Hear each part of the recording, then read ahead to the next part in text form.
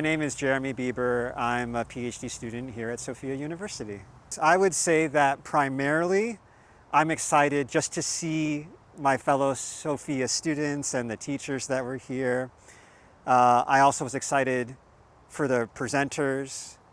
And another thing was I was asked to present. So those were the three reasons why I was here. I wouldn't necessarily say that one more than the other.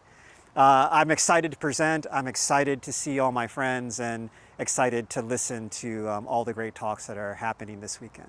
There were two people that were speaking at the same time that I wanted to see, so I went to the first one and then left partway through that to go see Adams. And I'm really glad that I did, because his research is all in self-transcendence, and that's very important to my research as well. What's funny is that I was talking with him afterwards and was talking about some of the assessments that I was thinking about using for my dissertation. And I was naming them and not realizing that one of the ones I was considering using was one that he had made. So I was naming the scale and he's like, "You mean mine?" I was like, "Wait, that is your scale." So it was really awesome not just to hear him speak, but then to have a personal conversation afterwards.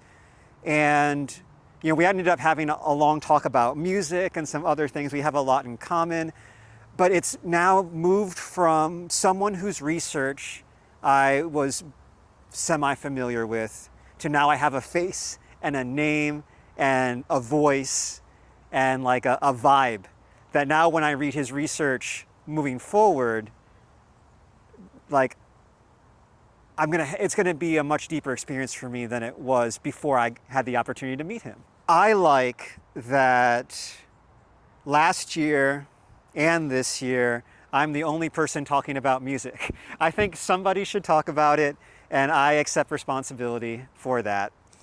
Last year, I talked about a qualitative research study I had done for one of my classes. This year, I'm excited because I'm getting the opportunity to introduce musical intervention, or it's like a new form of music therapy that's particularly transpersonal.